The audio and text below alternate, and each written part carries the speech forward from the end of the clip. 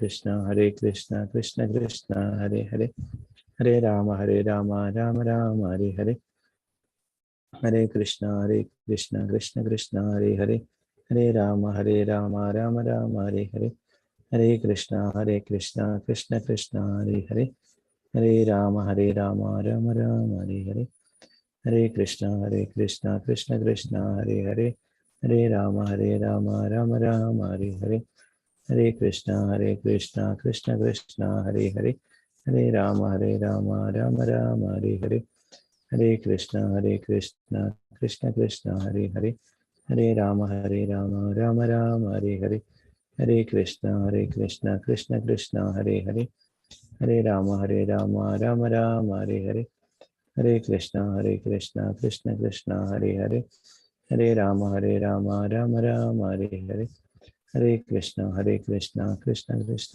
हरे हरे, हरे राम राम राम हरे हरे।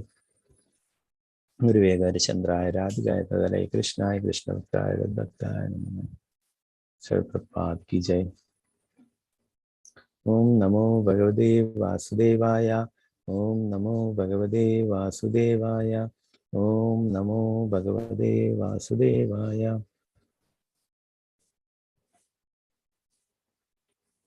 ഹരേ കൃഷ്ണ. ശ്രീ രാധാ ഗോവിന്ദ മന്ദിർ ഇസ്കോൺ മാംഗ്ലൂരിന്റെ ശ്രീമദ് ഭാഗവതം ക്ലാസ്സിലേക്ക് എല്ലാവർക്കും സ്വാഗതം. ഇന്ന് അധ്യായം 2 ശ്ലോകം 30.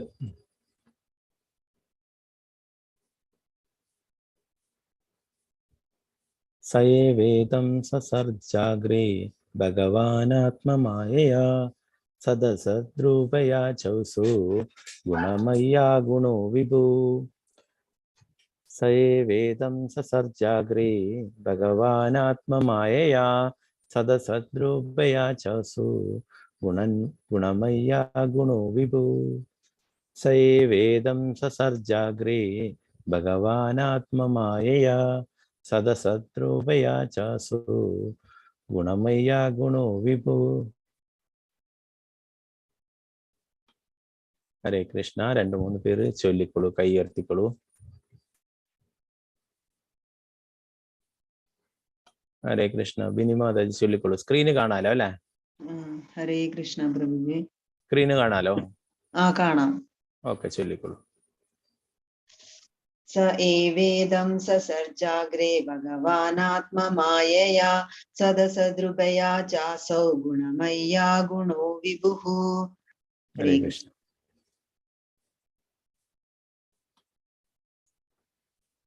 മാലതി മാതാജി ചൊല്ലിക്കൊള്ളൂ. ഹരേ കൃഷ്ണ. ഓം നമോ ഭഗവതേ വാസുദേവായ. സവേദം സസർജാഗ്രേ ഭഗവാനാത്മമായയാ സദസദ്രൂപയാ ചാസൗ ഗുണമയ്യാ ഗുണോ വിഭു. ഹരേ കൃഷ്ണ. രാജി മാതാജി ഹരേ കൃഷ്ണ. ഹരേ കൃഷ്ണ പ്രഭുജി. സേദം സസർജാഗ്രേ ഭഗവാനാത്മമായയാ സദസാദ്രൂപയാ ചാസൗ ഗുണമയ്യാ ഗുണോ വിഭുഃ. ഹരേ കൃഷ്ണ.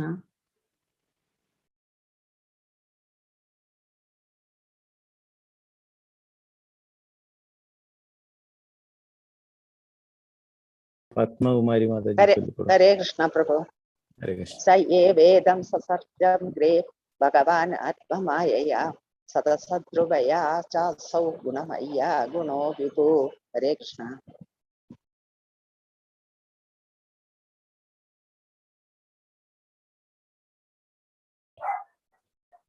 സുവർണപ്രഭ മാതാജി ഹരേ കൃഷ്ണ. ചൊല്ലിക്കൊള്ളൂ മാതാജി. ഹരേ കൃഷ്ണ. ഓം നമോ ഭഗവതേ വാസുദേവായ. സ ഏവേദം സസർജാഗ്രേ ഭഗവാനാത്മമായയാ സദസദ്രുപയാ ചസൗ ഗുണമയ്യാ ഗുണോ വിഭുഃ. ഹരേ കൃഷ്ണ.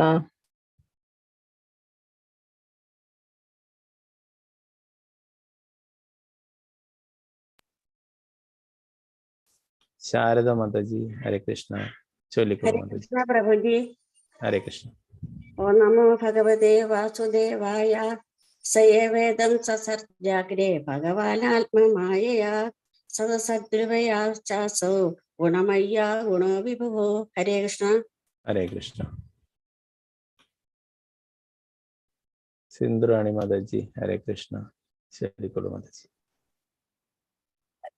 ഹരേ കൃഷ്ണ പ്രഭുജി. ഇത് ചൊല്ലിക്കോളൂ. ഞാനാണ് സിദ്ധാന്തന്റെ പേരില് ആ. ടേബ് വലുതായതുകൊണ്ട് അതെടുത്തു. ആ, ഓക്കേ, തയ്യേ ചൊല്ലിക്കോളൂ. വേദം സസർജാഗ്രേ ഭഗവാനാത്മമായയാ സദസദ്രൂപയാ ചാസോ ഗുണമയ്യാ ഗുണോ വിഭോ. ഹരേ കൃഷ്ണ. ഹരേ കൃഷ്ണ. ഭാരതി അമ്മ ചൊല്ലിക്കോളൂ മാതാജി. ഹരേ കൃഷ്ണ. സ ഏവേദം സസർജാഗ്രേ ഭഗവാനാത്മമായയാ സദസദ്രൂപയാ ചാസൗ ഗുണമയ്യാ ഗുണോ വിഭൂഃ. ഹരേ കൃഷ്ണ പ്രഭുജി. ഹരേ കൃഷ്ണ. ശാന്തി മാതാജി. ഹരേ കൃഷ്ണ. ഹരേ കൃഷ്ണ പ്രഭുജി. ഹരേ കൃഷ്ണ. സ ഏവേദം സസർജാഗ്രേ ഭഗവാനാത്മമായയാ സദസദ്രൂപയാ ചാസോ ഗുണമയ്യാ ഗുണോ വിഭോ. ഹരേ കൃഷ്ണ.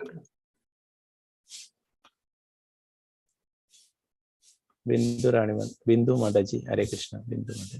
ഹരേ കൃഷ്ണ പ്രഭുജി. ചൊല്ലിക്കോളൂ. സേവേദം സസർജാഗ്രേ ഭഗവാനാത്മമായയാ സദസ്സദ്രൂപയാ ചാസൗ ഗുണമയ്യാ ഗുണോ വിഭൂഃ. ഹരേ കൃഷ്ണ. ഹരേ കൃഷ്ണ. സിന്ധുറാണി മാതാജി. ഹരേ കൃഷ്ണ.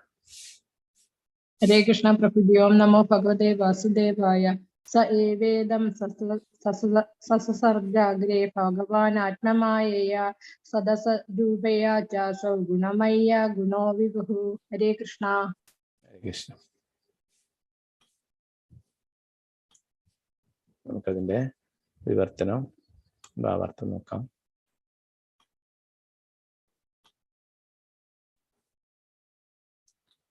സ ഏത്, ഏവ നിശ്ചയമായും, ഇതം ഈ, സസർജ സൃഷ്ടിച്ചു, അഗ്രേ മുൻപ്, ഭഗവാൻ പരമദിവ്യോത്തമ പുരുഷൻ, ആത്മമായ സ്വശക്തിയാൽ, സത് കാരണം, അസത് അനന്തരഫലം, രൂപയാ രൂപങ്ങളാൽ, ച അസൗ അതേ ഭഗവാൻ, ഗുണമയ ഭൗതിക പ്രകൃതി ഗുണങ്ങളാൽ, അഗുണ സർവാതിശായിയായ അതീന്ദ്രിയമായ വിഭു പരമാത്മാവ് ഭഗവാൻ. വിവർത്തനം ഭാവാർത്ഥം ശ്രീ ഭക്തിവേദാന്ത സ്വാമി ശ്രീല പ്രഭുപാദ് കീ ജയ്. ഭൗതിക സൃഷ്ടിയുടെ ആരംഭത്തിൽ പരമദിവ്യോത്തമ പുരുഷനായ വാസുദേവൻ അദ്ദേഹത്തിന്റെ സർവാതിശായിയായ ആന്തരിക ശക്തിയാൽ കാര്യകാരണ ശക്തികളെ സൃഷ്ടിച്ചു.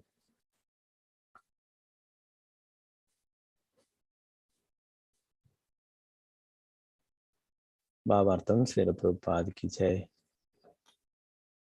ഒരാൾ വായിച്ചോളൂ ഭാവാർത്ഥം. ചെറിയ ഭാവാർത്ഥാണ്. ഓക്കെ, ബിനി മാതാജി വായിച്ചോളൂ. ഹരേ കൃഷ്ണ. ഹരേ കൃഷ്ണ പ്രഭുജി. വായിച്ചു. ഭൗതിക പ്രപഞ്ച സൃഷ്ടിക്ക് ആവശ്യമായ കാരണഭൂതവും ഫലദായകവുമായ ശക്തികൾ ഭഗവാനാൽ സൃഷ്ടിക്കപ്പെടുകയാൽ ഭഗവാന്റെ സ്ഥാനം സദാ അതീന്ദ്രിയമാണ്. ഭൗതിക പ്രകൃതിയുടെ ഗുണങ്ങൾ ഏശാത്തവനാണ് ഭഗവാൻ. ഭഗവാന്റെ അസ്തിത്വം, രൂപം, പ്രവൃത്തികൾ, പരിച്ഛദങ്ങൾ എന്നിവയെല്ലാം ഭൗതിക സൃഷ്ടിക്ക് മുമ്പ് നിലനിന്നിരുന്നവയുമാണ്. മായാവാദ സിദ്ധാന്ത ഉപജ്ഞാതാവായ ശ്രീപാദ ശങ്കരാചാര്യർ ശ്രീകൃഷ്ണ ഭഗവാന്റെ ഈ അതീന്ദ്രിയ പദവിയെ അദ്ദേഹത്തിന്റെ ഭഗവത്ഗീത വ്യാഖ്യാനങ്ങളിൽ അംഗീകരിക്കുന്നു. ഭഗവാൻ സർവാത്മാ സമ്പൂർണനാണ്. ഭഗവാന്റെ ആത്മീയ ഗുണങ്ങൾക്ക് തികച്ചും വ്യത്യസ്തങ്ങളായ ഭൗതിക ലോക ഗുണങ്ങളുമായി യാതൊരു ബന്ധമോ ഇടപാടോ ഇല്ല. ഹരേ കൃഷ്ണ. ഹരേ കൃഷ്ണ.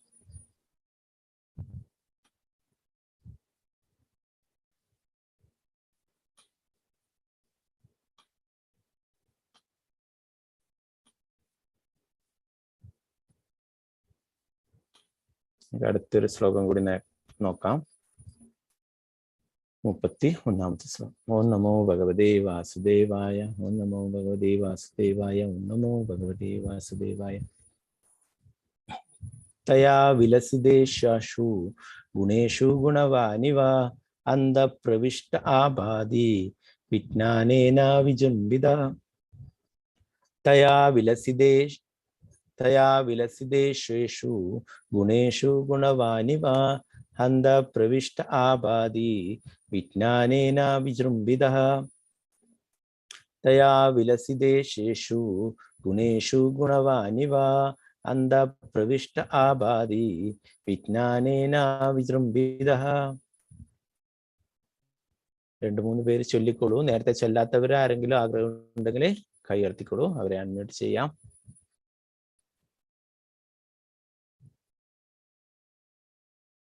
സുവർണപ്രഭ മാതാജി ചൊല്ലിക്കോളൂ. ഹരേ കൃഷ്ണ.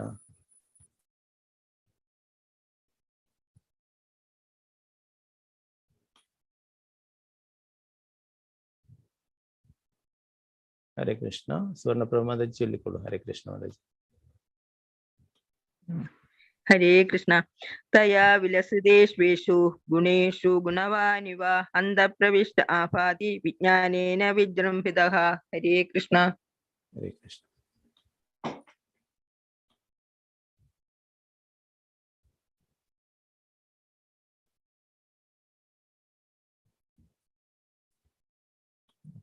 നമുക്ക് അതിന്റെ വിവർത്തന ഭാവാർത്ഥത്തിലേക്ക് കടക്കാം.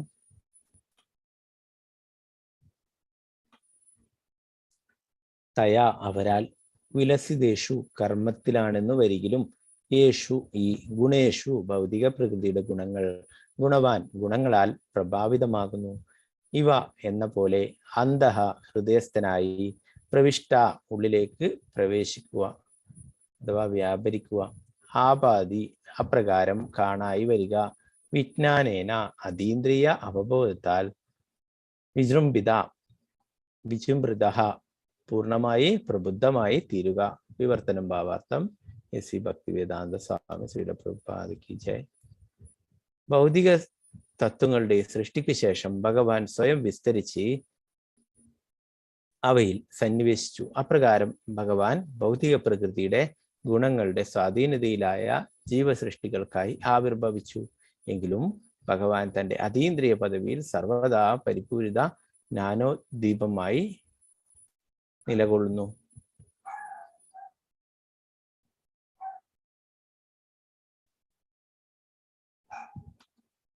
ഭാവാർത്ഥം ആരാണ് വായിക്കുന്നത്? ഒരാൾ വായിച്ചോളൂ ഭാവാർത്ഥം. ഹരേ കൃഷ്ണ.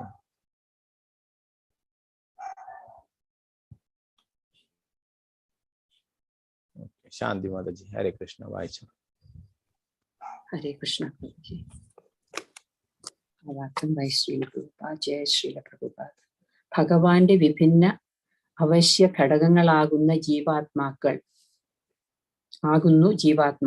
മാത്രമല്ല, ആത്മീയ രാജ്യത്തിന് അയോഗ്യരായ ബദ്ധാത്മാക്കൾ ഭൗതിക വസ്തുക്കളെ വിസ്തരിച്ച് അനുഭവിക്കാനായി ഭൗതിക ലോകത്തിൽ വിന്യസിച്ചിരിക്കുന്നു. പരമാത്മാവും ജീവാത്മാക്കളുടെ ശാശ്വത മിത്രവുമായ ഭഗവാൻ അദ്ദേഹത്തിന്റെ പൂർണ്ണാധികാരമുള്ള അംശങ്ങളാൽ ജീവാത്മാക്കളെ ഭൗതികാടിസ്ഥാനത്തിൽ നയിക്കുന്നതിനായി അവരുമായി സഹകരിക്കുന്നു. അപ്രകാരം അദ്ദേഹം എല്ലാ പ്രവർത്തനങ്ങൾക്കും സാക്ഷിയായി തീരുന്നു. ജീവാത്മാക്കൾ ഭൗതിക സ്ഥിതികളിൽ, ഭൗതികാവസ്ഥകളിൽ ആനന്ദിക്കുമ്പോൾ ഭഗവാൻ ഭൗതികാന്തരീക്ഷത്താൽ അദ്ദേഹത്തിന്റെ അതീന്ദ്രിയ പദവി പ്രഭാവിതമാകാതെ പരിരക്ഷിക്കുന്നു. വേദ സാഹിത്യങ്ങളിൽ ഒരു വൃക്ഷത്തിൽ 2 പക്ഷികൾ ഇരിക്കുന്നതായി പ്രസ്താവിക്കുന്നു. ഒരു പക്ഷി വൃക്ഷത്തിലെ ഫലം ഭക്ഷിക്കുന്നു, മറ്റേ പക്ഷി ഈ പ്രവൃത്തിക്ക് സാക്ഷിയാകുന്നു. ഇവിടെ സാക്ഷി ഭഗവാനും ഫലഭോജി ജീവാത്മാവും ആകുന്നു. ഫലഭോജി അതിന്റെ യഥാർത്ഥ അനന്യതയെ വിസ്മരിച്ച് ഭൗതികാവസ്ഥയിലുള്ള കർമ്മഫല ഹേതുവായ പ്രവർത്തനങ്ങളിൽ ആധിക്യമായി വ്യാപരിക്കുന്നു. എന്നാൽ ഭഗവാൻ പരമാത്മാവ് സദാ അതീന്ദ്രിയ ജ്ഞാനത്തിൽ പൂർണ്ണാഭിജ്ഞനാണ്. പരമാത്മാവും ബദ്ധാത്മാവും തമ്മിലുള്ള അന്തരമാണിത്. ബദ്ധാത്മാവ്, ജീവസത്ത എന്നിവ പ്രകൃതി നിയമങ്ങളാൽ നിയന്ത്രിക്കപ്പെടുന്നു. എന്നാൽ പരമാത്മാവ് ഭൗതിക ശക്തിയുടെ നിയന്ത്രകനാകുന്നു. ഹരേ കൃഷ്ണ. ഹരേ കൃഷ്ണ. ശ്രീല പ്രഭുപാദ കി ജയ്. ജയ്.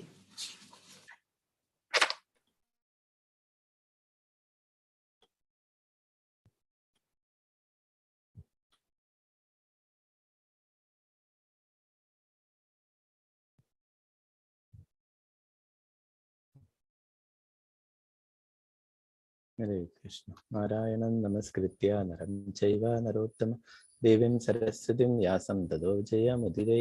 നഷ്ടപ്രായേഷു അഭദ്രേഷു നിത്യം ഭാഗവത സേവയ ഭഗവതേ ഉത്തമ ശ്ലോകേ ഭക്തിർഭവതി നൈഷ്ഠികി മുഖം കരോതി വാചാലം പങ്കും ലംഘയതേ ഗിരിം യത്കൃപാതമഹം വന്ദേ ശ്രീഗുരു ദീനദാരിണം പരമാനന്ദമാധവം ശ്രീചൈതന്യ ഈശ്വരം നമോ വിഷ്ണുപാദായ കൃഷ്ണപ്രേഷ്ഠായ ഭൂതലേ ശ്രീമതേ ഭക്തിവേദാന്ത സ്വാമിന്നിധി നാമിനെ നമസ്തേ സാരസ്വതേ ദേവേ ഗൗരവാണി പ്രചാരിണി നിർവിശേഷ ശൂന്യവാദി പാശ്ചാത്യദേശധാരിണി ജയ ശ്രീകൃഷ്ണ ചൈതന്യ പ്രഭു നിത്യാനന്ദ ശ്രീ അദ്വൈത ഗദാധര ശ്രീവാസാദി ഗൗരഭക്തവൃന്ദ ഹരേ കൃഷ്ണ കൃഷ്ണ കൃഷ്ണ ഹരേ ഹരേ ഹരേ രാമ രാമ രാമ ഹരേ ഹരേ.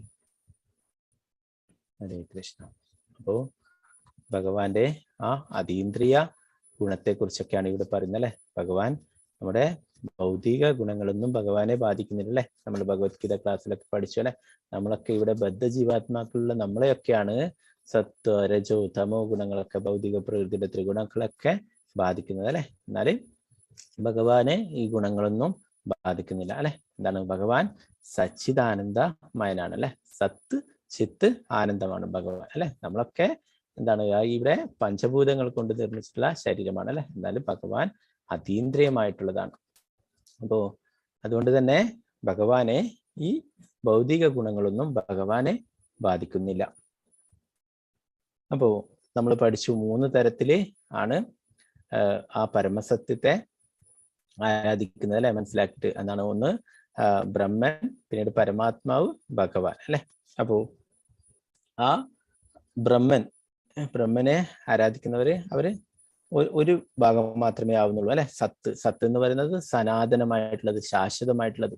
പിന്നെയോ ചിത്ത് എന്ന് പറയുന്നത് പരിപൂർണ ജ്ഞാനം. പിന്നെയോ ആനന്ദം, സത്ത് ചിത്ത് ആനന്ദം. അപ്പോൾ അതില് ബ്രഹ്മൻ എന്നതിനെ ആരാധിക്കുന്നവർക്ക് അത് സത്ത് മാത്രമേ ആവുന്നുള്ളൂ, സനാതനമായിട്ടുള്ളത്. പരമാത്മാവ് എന്ന് പറയുന്നത് സത്തും ചിത്തുമാണ്, സനാതനമായിട്ടുള്ളതും പരിപൂർണ ജ്ഞാനമുള്ളതും.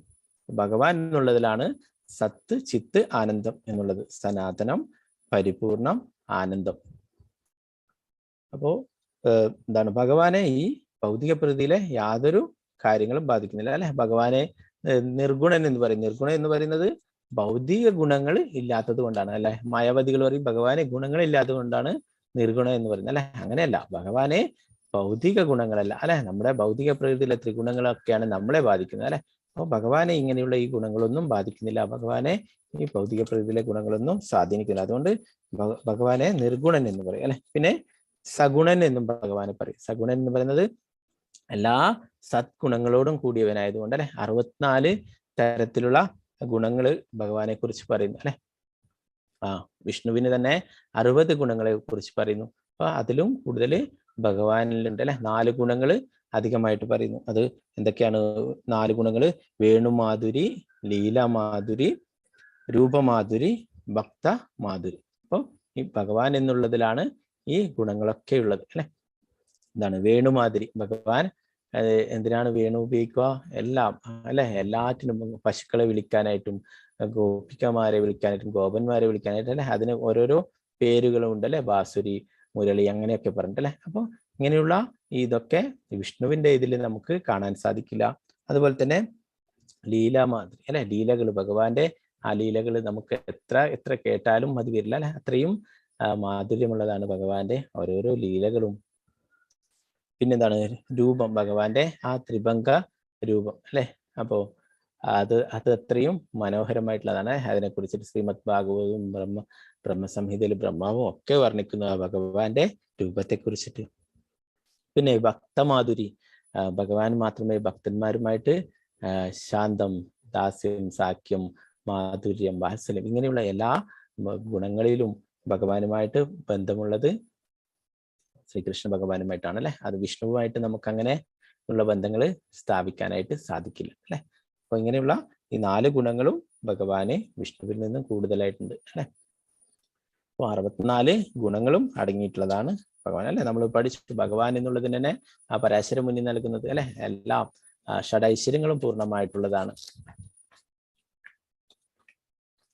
പിന്നെന്താണ്? ശങ്കരാചാര്യർ തന്നെ ഭഗവാന്റെ അതീന്ദ്രിയ പദവിയെ കുറിച്ചിട്ട് ഭഗവത്ഗീത വ്യാഖ്യാനങ്ങളിൽ അംഗീകരിക്കുന്നു എന്ന് പറഞ്ഞാൽ നമ്മൾ ഭഗവത്ഗീതയുടെ മഹാത്മ്യം പഠിക്കുമ്പോൾ നമ്മൾ ശങ്കരാചാര്യരുടെ ആ ശ്ലോകം നമ്മൾ പഠിക്കുന്നു അല്ലെ, ഏകം ശാസ്ത്രം ദേവകീപുത്രഗീതം ഏകോ ദേവോ ദേവകീപുത്രേവ അല്ലെ, ഒരേ ഒരു ഭഗവാന് ദൈവത്തെ മാത്രമേ നമ്മൾ ഈ കലിയുഗത്തിൽ ആരാധിക്കേണ്ടതുള്ളൂ അല്ലെ, ഒരേ ഒരു ഭഗവാന് മാത്രം. ആരാണത്? ശ്രീകൃഷ്ണ ഭഗവാനാണ്. ദേവകീപുത്രനായിട്ടുള്ള ശ്രീകൃഷ്ണ ഭഗവാനെ ആരാധിക്കാനായിട്ട് ശങ്കരാചാര്യർ തന്നെ പറയുന്നത് അല്ലെ.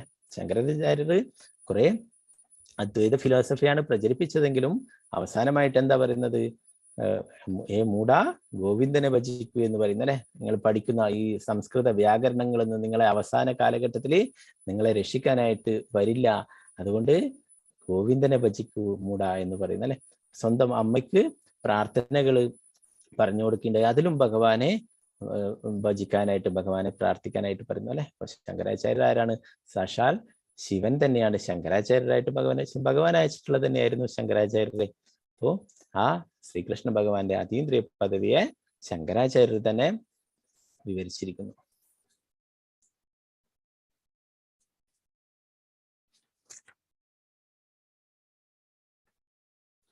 നമ്മൾ പഠിച്ചു അല്ലെ, 3 തരത്തിലുള്ള ആരാധനയെ കുറിച്ച് ഭഗവത്ഗീതയിലൊക്കെ പഠിച്ചു അല്ലെ. ഏറ്റവും ഉയർന്ന തലത്തിലുള്ളതാണ് ഭഗവാൻ എന്നുള്ളത് അല്ലെ. പിന്നീട് പരമാത്മാവ്, ബ്രഹ്മൻ. അപ്പൊ ഭഗവാനെ ആരാധിക്കുകയാണെങ്കിൽ ഭഗവാനിൽ എല്ലാം ഉണ്ടല്ലേ, ബ്രഹ്മവും പരമാത്മാവും ഒക്കെ ഭഗവാനിൽ അടങ്ങിയിരിക്കുന്നു അല്ലെ. പ്രഭുപാദർ അതിന് ഉദാഹരണമായിട്ട് പറയുന്നത്, നമ്മുടെ കയ്യിൽ ഒരു 500 രൂപ അങ്ങനെ ഉണ്ടെങ്കിൽ അതിലെന്തായി 200, 100 ഒക്കെ അടങ്ങി അല്ലെ. അപ്പം അതുപോലെ ഭഗവാനിൽ പരമാത്മാവും ബ്രഹ്മനും എല്ലാം അടങ്ങിയിട്ടുണ്ട്.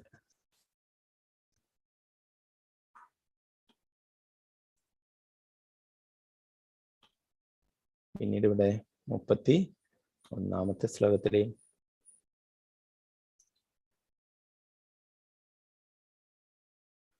എന്താണ് ആ ഒരു വൃക്ഷത്തിലിരിക്കുന്ന 2 പക്ഷികളെ കുറിച്ച് പ്രസ്താവിക്കുന്നു അല്ലെ. നമ്മൾ ഭഗവത്ഗീതയിൽ പഠിച്ചു, ഒരേ വൃക്ഷത്തിന്റെ കൊമ്പിലിരിക്കുന്ന 2 പക്ഷികളായിട്ട് അല്ലെ, ജീവാത്മാവിനെയും പരമാത്മാവിനെയായിട്ട് വിശദീകരിക്കുന്നു അല്ലെ. അപ്പോൾ രണ്ടും, ചില ആൾക്കാരൊക്കെ പറയും ജീവാത്മാവും പരമാത്മാവും എല്ലാം ഒന്ന് തന്നെ എന്ന് പറയും അല്ലെ.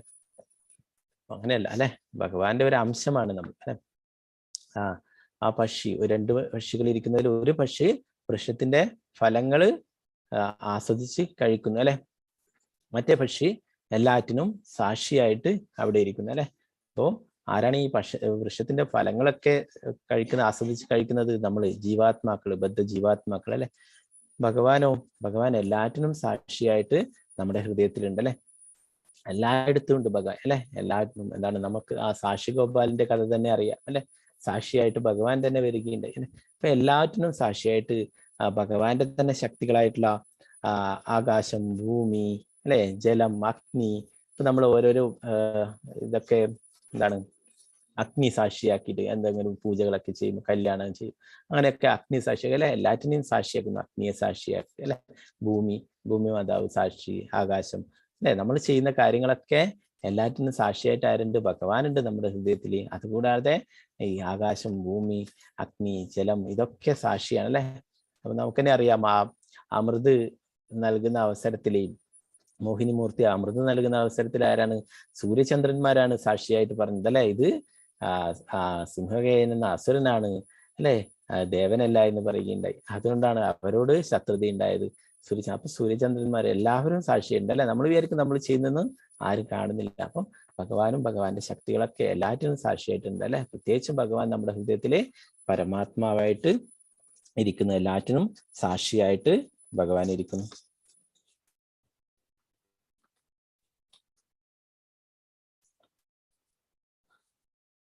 അപ്പൊ നമ്മള് ജീവാത്മാക്കളൊക്കെ ഭഗവാനെ മറന്നുകൊണ്ട് കഴിയുന്ന അല്ലെ. അതാണ് ആ വൃക്ഷത്തിൽ ഇരുന്നിട്ടുള്ള പക്ഷി, അത് ഫ്രൂട്ട്സ് ആ വൃക്ഷത്തിന്റെ ഫലങ്ങൾ ഭക്ഷിക്കുന്നു അല്ലെ. എന്നാല് ആ തൊട്ടടുത്തിരിക്കുന്ന ആ പക്ഷിയിലേക്ക് അല്ല, അഥവാ ഭഗവാനിലേക്ക്, പരമാത്മാവിലേക്ക് തിരിയുന്നില്ല അല്ലെ.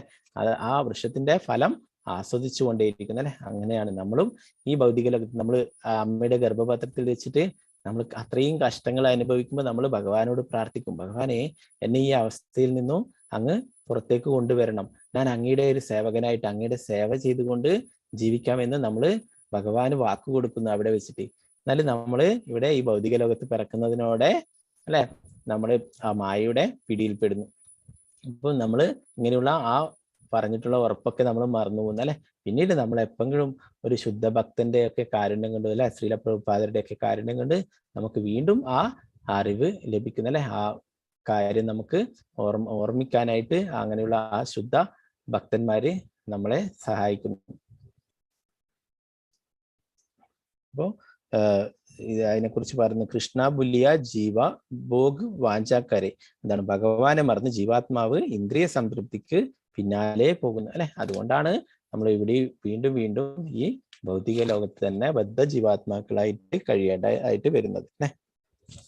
അതിൽ നിന്ന് പുറത്തേക്ക് വരാനാണ് നമ്മൾ ഇങ്ങനെയുള്ള എന്താണ് ആത്മീയമായിട്ടുള്ള കാര്യങ്ങളൊക്കെ ചെയ്യുന്നത് അല്ലെ. ഭഗവാന്റെ നാമം ജപിക്കുന്നതും ഭഗവത്ഗീത ഭാഗവതം പാരായണം ചെയ്യുന്നതും അങ്ങനെയുള്ള കാര്യങ്ങളൊക്കെ നമ്മളെ ഈ ബദ്ധാവസ്ഥയിൽ നിന്നല്ലേ, ഈ ഭൗതിക ലോകത്ത് നിന്ന് പുറത്തു കിടക്കാനായിട്ടാണ്. അപ്പൊ പിന്നീട് ഇവിടെ ഭഗവാനിൽ നിന്നുള്ള ആ വിസ്തരണങ്ങളെ കുറിച്ചൊക്കെ പറയുന്നല്ലേ. അതൊക്കെ നമ്മൾ ഭഗവത്ഗീത ക്ലാസ്സിലൊക്കെ ഗോലോക ചാർട്ടിലൂടെ ഒക്കെ നമ്മൾ പഠിച്ചിട്ടുണ്ടായിരുന്നു അല്ലെ. ഭഗവാനിൽ നിന്നാണ് എല്ലാ വിസ്തരണങ്ങളും ഉണ്ടായിട്ടുള്ളത് അല്ലെ. ഭഗവാൻ എന്താണ്, ആ കാരണോദക ശായി വിഷ്ണുവായിട്ട് ഭഗവാന്റെ തന്നെ വിസ്തരണം അല്ലെ. പുരുഷാവതാരം കാരണോദക ശായി വിഷ്ണു, ഗർഭോദക ശായി വിഷ്ണു, ക്ഷീരോദക ശായി വിഷ്ണു അല്ലെ. അങ്ങനെയുള്ള ആ കാരണോദക ശായി വിഷ്ണുവിന്റെ ഓരോ രോമകൂപത്തിൽ നിന്നും അനേകം ബ്രഹ്മാണ്ടങ്ങൾ ഉണ്ടാവുന്നു അല്ലെ. അതിലൊക്കെ ലാറ്റിലും ഭഗവാൻ തന്നെ വീണ്ടും വിസ്തരിച്ചിട്ട് ഗർഭോദക ശായി വിഷ്ണുവായിട്ട് അതിനെ നിലനിർത്തുന്നു അല്ലെ. 14 ലോകങ്ങളും ആ ഗർഭോദകശായി വിഷ്ണുവിന്റെ നാഭിയിൽ നിന്നുണ്ടാവുന്നു അല്ലെ. നമ്മൾ പഠിച്ചു, അതില് എന്താണ്, ഭൂമിയിലാണ് നമ്മൾ ഉണ്ടല്ലേ. അങ്ങനെ 14 ലോകങ്ങൾ, എല്ലാ ബ്രഹ്മാണ്ടങ്ങളിലും ഇങ്ങനെ ഗർഭോദകശായി വിഷ്ണു ഉണ്ട് അല്ലെ. ആ ഗർഭോദകശായി വിഷ്ണു തന്നെ വീണ്ടും വിസ്തരിച്ച് ക്ഷീരോദകശായി വിഷ്ണുവായിട്ട് എല്ലാവരുടെ ഹൃദയത്തിലും, നമ്മുടെ എല്ലാവരുടെ ഹൃദയത്തിലും ഉണ്ടല്ലേ. ഒരേ സമയം തന്നെ ലോക വൃന്ദാവനത്തിലുണ്ടല്ലേ. എല്ലാ സൃഷ്ടികളും എല്ലാ ബ്രഹ്മാണ്ടങ്ങളെയും നിലനിർത്തി പോരുന്നു അല്ലെ. ആ ബ്രഹ്മാണ്ടങ്ങൾക്കുള്ളിൽ പോയിട്ട് എല്ലാ 14 ലോകങ്ങളെയും നിലനിർത്തുന്നു അല്ലെ. അതിൻ്റെ ഒക്കെ ഉള്ളിൽ പോയിട്ട് എല്ലാ ജീവാത്മാക്കളുടെയും ഹൃദയത്തിലും പരമാത്മാവായിട്ട് ഭഗവാൻ വസിക്കുന്നു അല്ലെ. എല്ലായിടത്തും ഭഗവാനുണ്ട്. അതാണ് ഭഗവാന്റെ ആ ശക്തി അചിന്ത്യമാണ്. നമുക്ക് നമ്മുടെ ഭൗതികമായിട്ടുള്ള ജ്ഞാനം വെച്ചിട്ടോ ഭൗതികമായിട്ടുള്ള ഇന്ദ്രിയങ്ങൾ വെച്ചിട്ടോ നമുക്ക് മനസ്സിലാക്കാനായിട്ട് സാധിക്കില്ല അല്ലെ. അത് അതീന്ദ്രിയമാണ് അല്ലെ. നാരദമുനി തന്നെ ഒരിക്കലേ ഭഗവാനെ അന്വേഷിച്ച് ദ്വാരകയിൽ പോയപ്പോൾ അവിടെ ഒരു കൊട്ടാരത്തില് ഭഗവാനെ രുക്മിണി ദേവിയുടെ അടുത്ത് കണ്ടു. പിന്നീട് അടുത്ത കൊട്ടാരത്തിൽ പോയപ്പോൾ അവിടെ സത്യഭാമയുടെ, അങ്ങനെ ഓരോരോ കൊട്ടാരത്തിൽ 16,108 കൊട്ടാരത്തിൽ പോയപ്പോഴും അവിടെയൊക്കെ ഭഗവാനെ കാണാൻ സാധിച്ചു. അപ്പോൾ ഓരോരോ രീതിയിൽ അവിടെ കാണാൻ സാധിച്ചു. അപ്പോൾ നാരദമുനി അത്രയും അത്ഭുതപ്പെട്ടു. എന്താണ്, ഗോലോക വൃന്ദാവനത്തിൽ ഭഗവാനുണ്ട് അല്ലെ. എല്ലാവരുടെ ഹൃദയത്തിലും ഭഗവാനുണ്ട് പരമാത്മാവായിട്ട്. ഇത്രയും എന്താണ്, ആ കൊട്ടാരത്തിലും ഭഗവാനുണ്ട് അല്ലെ. അപ്പൊ ഭഗവാന്റെ ആ ശക്തി അല്ലെ, അത് നമുക്ക് ഊഹിക്കാൻ കഴിയാവുന്ന അപ്പുറമാണ്. ആ ബ്രഹ്മാവ് തന്നെ പറയുന്നു, 4 തലയുള്ള ബ്രഹ്മാവ് പറയുന്നു, ഭഗവാന്റെ ലീലകളെ പറ്റിയോ ഗുണങ്ങളെ പറ്റിയോ ഒന്നും എനിക്ക് ഒന്നും മനസ്സിലായിട്ടില്ല. എൻ്റെ ശരീരം, വാക്ക്, മനസ്സ് ഇവ കൊണ്ടൊന്നും എനിക്ക് മനസ്സിലാക്കുന്നതിലും അപ്പുറമാണ് ഭഗവാന്റെ ആ അചിന്ത്യമായിട്ടുള്ള ശക്തി എന്ന് ബ്രഹ്മാവ് തന്നെ, 4 തലയുള്ള ബ്രഹ്മാവ് തന്നെ പറയുന്നു അല്ലെ. ബ്രഹ്മാവ് പറയുന്നു, എല്ലാവരും പറയും എനിക്ക് ഭഗവാനെ അറിയാം, ഭഗവാനെ കുറിച്ച് എല്ലാം അറിയാം എന്നൊക്കെ. എന്നാൽ ഞാൻ പറയുന്നു എനിക്ക് യാതൊന്നും തന്നെ മനസ്സിലായിട്ടില്ല ഭഗവാനെ കുറിച്ച് എന്ന് ആ ബ്രഹ്മവിമോഹന ലീലയ്ക്ക് ശേഷം ആ ബ്രഹ്മാവ് തന്നെ പറയുന്നു. അപ്പൊ അത്രയും മഹത്തരമായിട്ടുള്ളതാണ് ഭഗവാന്റെ ശക്തി അല്ലെ. അപ്പൊ അതിനെ മനസ്സിലാക്കാൻ എങ്ങനെ സാധിക്കുള്ളൂ? ഭഗവാൻ പറയുന്നല്ലേ, ഭക്തിയാമാം അഭിജാനാതി, ഭക്തിയിൽ കൂടി മാത്രമേ നമുക്ക് ഭഗവാന്റെ രൂപം, ലീല അല്ലെ ഇതിനെക്കുറിച്ചൊക്കെ മനസ്സിലാക്കാനായിട്ട് സാധിക്കുകയുള്ളൂ.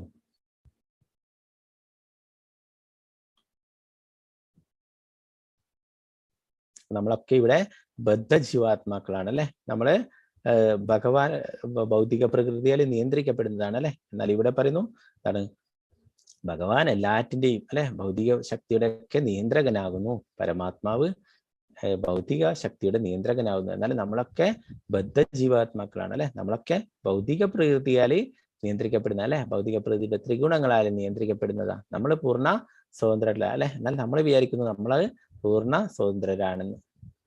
ഇതാണ് നമ്മുടെ മിഥ്യാധാരണ അല്ലെ. ഭഗവാനാണ് പരിപൂർണ സ്വതന്ത്രൻ അല്ലെ. ഭഗവാനെ നിയന്ത്രിക്കാനായിട്ട് ആരെങ്കിലും ഉണ്ടാവില്ല, ആരുമില്ല അല്ലെ. ഭഗവാനെ എന്താണ് എന്താണ് അദ്വൈതം അച്യുതം അനാദിം അനന്തരൂപം ആദ്യം പുരാണ പുരുഷൻ നവയൗവനം. ഭഗവാൻ ആദിപുരുഷനാണ് അല്ലെ, ഇപ്പോഴും നവയൗവനമാണ്. ഭഗവാന് അനേകം വിസ്തരണങ്ങളുണ്ട് അല്ലെ. അപ്പോൾ അതൊന്നും എന്താണ് നമ്മൾ ആരുടെയും പെർമിഷൻ വാങ്ങിയിട്ടല്ല ഭഗവാൻ ഇങ്ങനെയുള്ള ആ ഭഗവാന്റെ അവതാരങ്ങൾ വിസ്തരണങ്ങളും ഭഗവാന്റെ ലീലകളൊക്കെ ചെയ്യുന്നത് അല്ലെ, ഭഗവാൻ സ്വയം ചെയ്യുന്നത് അല്ലെ. എന്നാൽ നമ്മളൊക്കെ ഭൗതിക പ്രകൃതിയുടെ ത്രിഗുണങ്ങളിൽ നമ്മൾ നിർബന്ധിച്ച് ചെയ്യപ്പെടുന്നതാണ് നമ്മൾ ഇവിടെയുള്ള കാര്യങ്ങളൊക്കെ.